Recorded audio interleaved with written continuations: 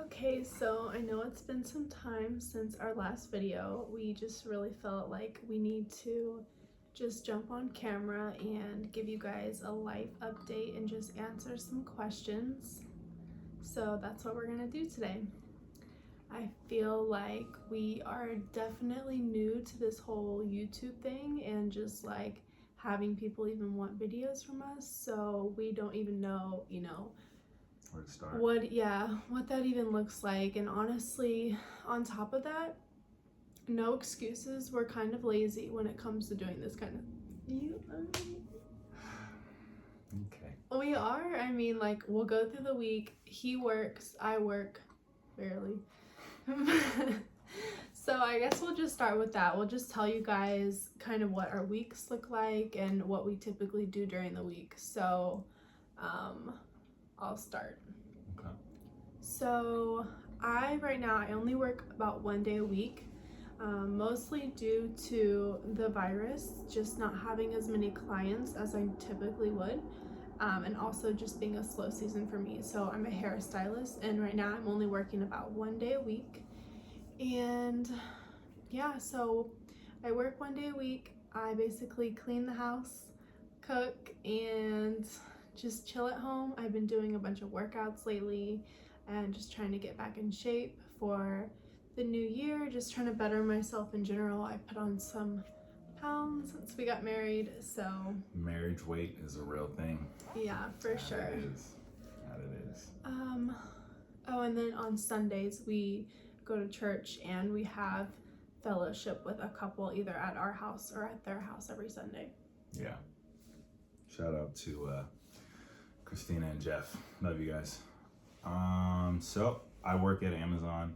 I deliver the packages you guys order off of social media, or just if you're a regular Amazon customer in general, I deliver those packages to apartments, houses, you name it, businesses. And I work a lot, especially through this past holiday season, easily doing 50 hours a week. It's crazy, but it's good. And I like being alone. I get to spend a lot of time with the Lord, just talking to him, listening to the Bible app. I listen through a lot of books, and just let scripture play in my head, and I get to talk to God about them and things that pop out to me. And then we text about it. Honestly, we text. She gets up in the morning after I leave and she reads her word, and she'll tell me or share with me what she got this morning. And I'm not halfway through my shift, but I'm done a pretty good amount of working, and so I'm like, wow, I'm just talking to the Lord about that. So it's awesome. I think even through my working schedule, God's really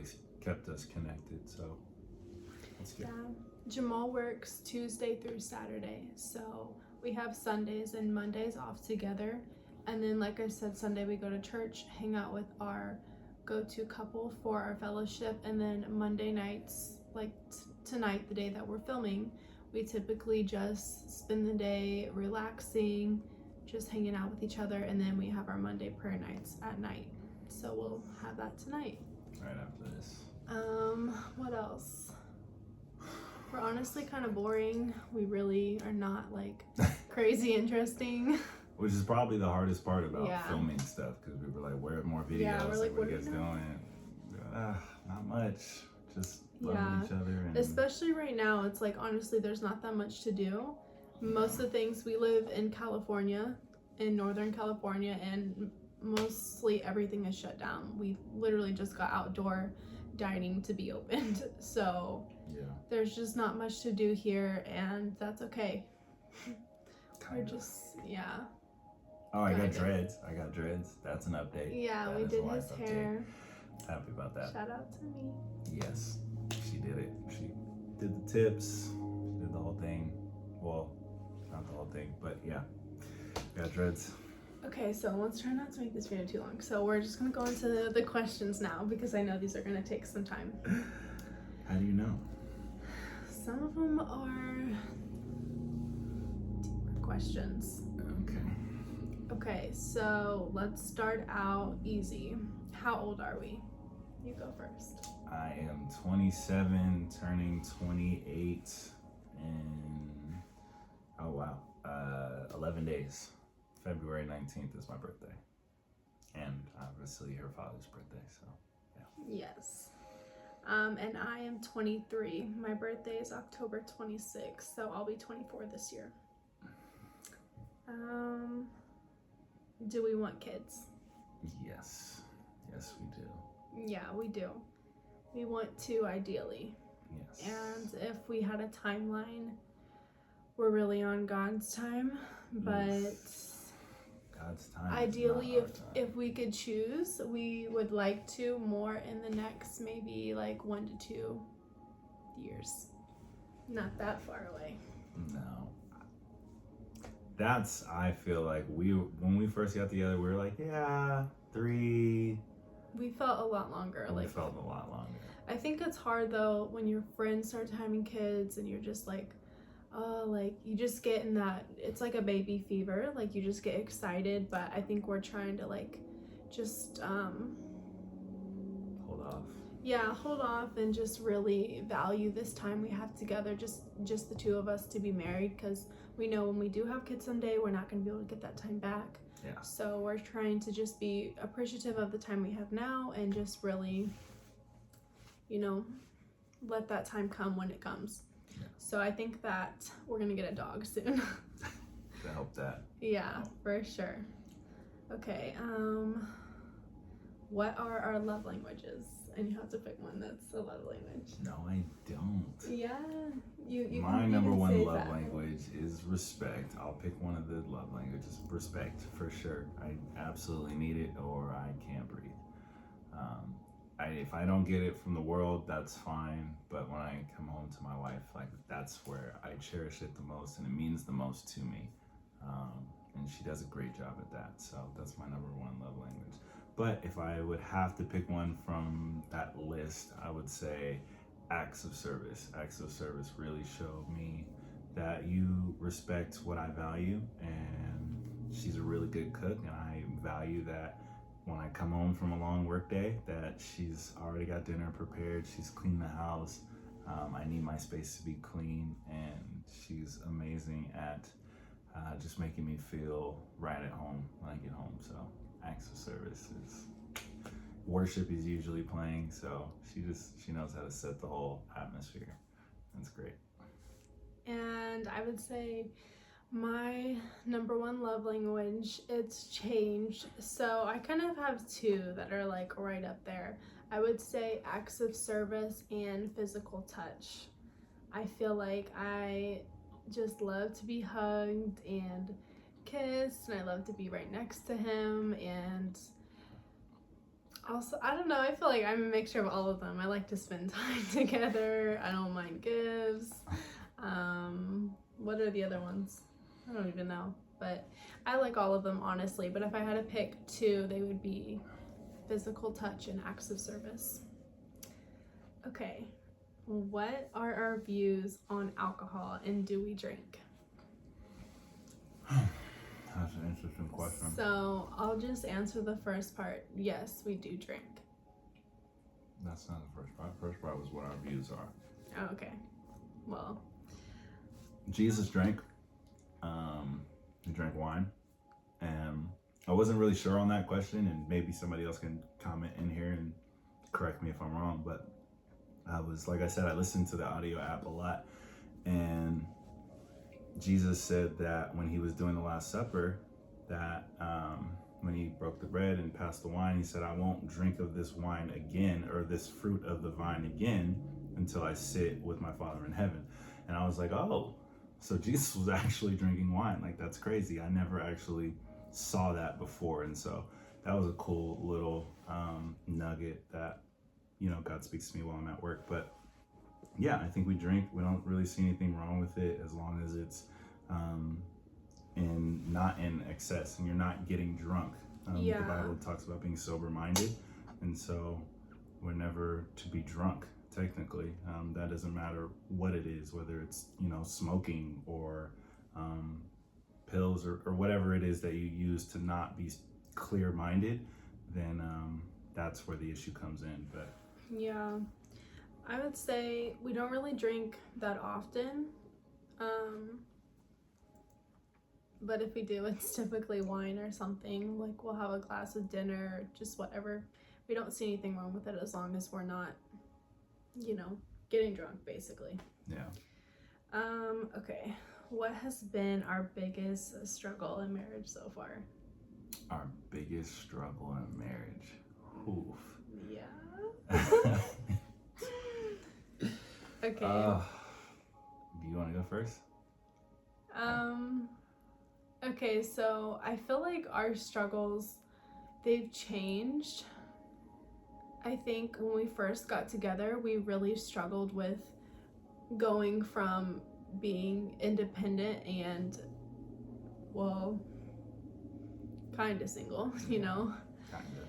Well, and then having to really just be one and learn how to properly communicate with each other. And I feel like that's something you're still always trying to do. And then on top of that, I think our biggest struggle when we first got married was learning how to become one financially and be responsible financially. I think we're both handle money differently, and so, but that's most people that we've learned handle it differently, and so I think that's something that we've had to just get through and learn over time. And now, thankfully, that's not a struggle for us anymore. And I feel like we've really learned how to just manage that area of our life better. Not to say, that we can't do better, because we definitely still strive to be better in that area. But I would say financially was a big struggle for a long time. And how about you? I would definitely agree. And within that, like the roots of struggling in those areas is just communication on how you want things done versus how your partner wants things done, and then how you can meet in the middle of that. And if one is better at it than the other, and you are clashing on how to figure out how you both can operate in this area properly, is tough, especially when you're newlyweds. So Yeah. communication is so important to make sure that the other person is being heard and you're not just trying to get your way. Yeah, for sure. So it's hard when you're just different people and you're trying to just make it work as one. So it just takes a lot of practice and understanding and grace. Definitely. So yeah, I would say that was probably our biggest struggle, but thankfully that role has completely reversed. That challenge. I don't know about the role. Okay, how did we know each other was the one? I was gonna say in the struggles with like communication,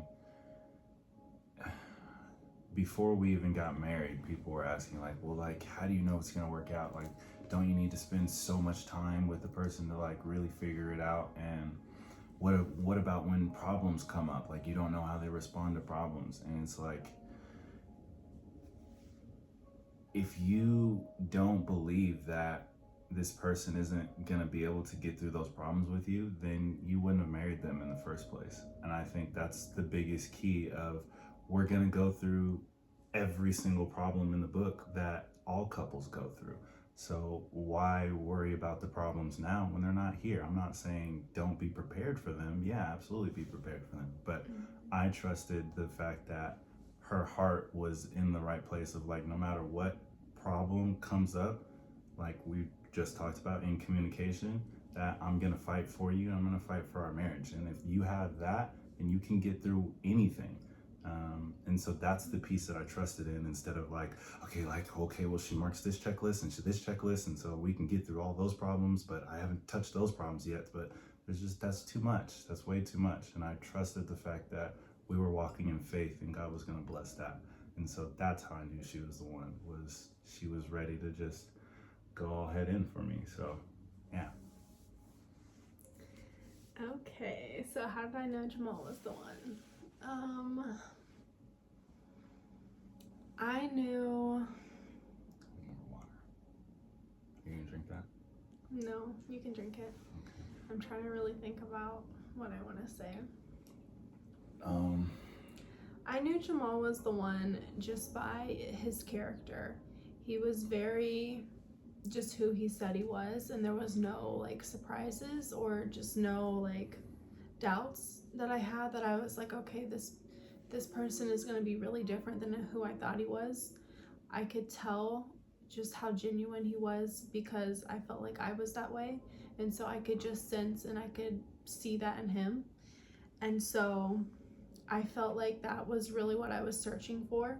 I felt like also when you first get into a relationship, there's typically like a lot of red flags when they're not the one, or just things that you kind of brush to the side and avoid, and you're like, oh, this can fix, this can change, and we can grow in this area, or just whatever it is. And there was none of that. There wasn't any red flags that I was like, oh, I don't know about this. And some people might even look at that as a red flag, but to me, I was just like, it's a good point. I was like, no, like this is what I prayed for, and this is what I asked for, and it's here. And so I just took advantage of that and just knew.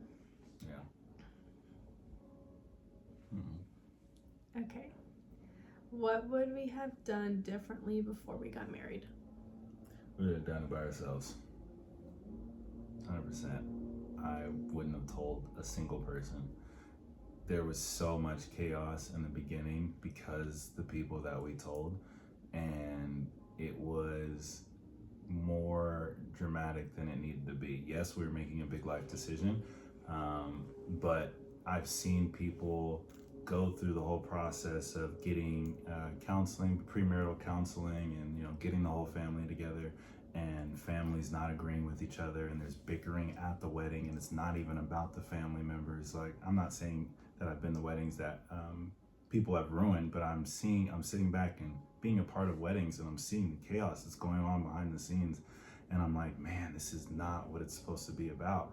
And we didn't even have something like that, and it was still like that. It was still where people were just disagreeing back and forth, and you guys should do it this way, and this is how it should be done. And I even had people tell me like, yo, like, I invited you to my wedding, and like, you're not even gonna like listen to me. And I'm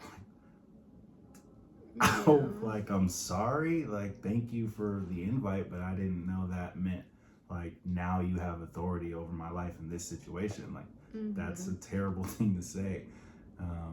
But it's just, I don't know, maybe you can elaborate. Yeah, maybe. I was gonna say, okay, to clarify, I think what you're trying to say, and like what we both feel, is like we still don't regret telling our families. Obviously it was important to get their blessing and important, but as far as like having people come to the courthouse and like telling people the day of, as far as like people who weren't for us, and just having our phones being blown up, and like people just like, what are you guys doing right now, and is like this really gonna happen? I wish that we would have just really taken that moment and that day for ourselves, so that our wedding day could have felt even more special. It was still special, don't get me wrong, and I was honestly so happy that my dad did come. I don't think that we would have done it differently in that sense. We would have just basically not told and kept as many people in the loop to have all of these outside voices coming in. Yeah, definitely. And I was very glad that I got to have that man-to-man conversation with your dad the day of, or the day before, because he flew out before she did, and I picked him up at the hotel, and we went out, grabbed some pizza, and we had an interesting conversation. I'm about to marry his daughter that I just met 3 months prior, and he's never met me before. It's his first time meeting me, and so he hit me with every question in the book, and I'm glad I passed the test. But yeah, he's a good guy, and I'm very happy that he signed off on me. Yeah, I would also add something that we would have done maybe a little bit differently before we got married is we would have maybe just taken premarital counseling, in a sense, a little bit more serious. Not as much for like giving us insight to our situation, but more so to like give us different tools to help just tackle things when they came up in the sense of conflict or anything like that. I think we could have avoided just different arguments or different styles of arguments we have and we could have better resolved things quicker, just something like that. Not that we've had, crazy arguments or anything, but still, I think that we argue in a similar way to where we can be very like put walls up towards each other. And so I think that we could have just dealt with things better if we were better informed coming into marriage. Also, to like play, I don't want to say devil's advocate, that's a weird saying, but like on the flip side of that, because we didn't have that mediator, it really glued us together and like feeling like I'm right and she's feeling like she's right, but we're both standing there like, okay, like I still love you. I don't know how we're gonna get through this, but we're gonna get through this. And then we get to the other side of it, and I completely understand where she's coming from. She completely understands where I'm coming from. I'm committed to show her more love, and she's committed to show me more respect. And now it's just this revolving door of respect and love, and it's amazing. And people ask me now, like, okay, so how's marriage? And I'm like, it's the most beautiful, amazing thing that I can ever describe to you. Is it going to be hard? Yes, but in the end, it's so worth it. So not having that person to like diffuse those situations so they never come up it's two-edged sword, because you won't get to have that moment where you see that person is really sticking with you regardless. So yeah, definitely agree. Okay, so next question. We only have a few more. How do we deal with hard times in our marriage? So this is kind of like playing into it. Yeah. I would say definitely number one, through prayer. Talking to God and just asking. I think it's really important that we both take the time to ask for God to reveal things that we did wrong and just things that we can't see, because when you're upset with somebody, obviously it's so easy to be like, he sucks, she sucks, like just right off the bat, I suck. Well, no, like, I don't know. I don't mean it like that harsh, but you know what I mean? Like, you're just like, I'm mad at this person. They did this wrong. They always do this, or whatever it is. And so I always ask God to reveal any area that I can't see that I'm doing wrong, or, just a way that we can come together and just have breakthrough. I think our time alone is good. We usually take a couple, I don't know, it depends on what the hard time is, for sure. We tried taking like a 24-hour break. Yeah, we tried this 24-hour rule to where we would like just either take our time for the 24 hours, and that doesn't mean like necessarily not talking to each other, but just like not constantly trying to go at this issue because nothing's getting resolved, and we're just kind of like circling back and forth. So we just needed that time to either, I don't know, just have a different perspective or whatever that looks like. So yeah, that's kind of still a good rule. It depends on the argument, but for the most part, I would say that a lot of it, especially for me, is like changing my old habits and like really understanding that if it's not gonna ruin our marriage, then like I have to let it go and it's fine, and we just have to continue to move forward, even if it's something that isn't going to be resolved, because sometimes it's not even resolved right away or in a month or 2 months. It's just something that we have to continue to grow and work on for a long time. That's what I was going to say. I was going to say time is a huge factor in telling if something is growing or not, and if we need to revisit what the issue is. I think a lot of the times we look at how far we've come and we said, okay, when we first talked about this is what was happening, and now we're here and this has changed, and that's great, and maybe we can work on this a little more. And so just time really helps us to get past a lot of whatever may come up. And I think that's good. Prayer, time, and grace, really. Forgiveness. Really trying to just understand that we're always going to let each other down as humans, and that we just got to get through it at the end of the day because we love each other. Facts.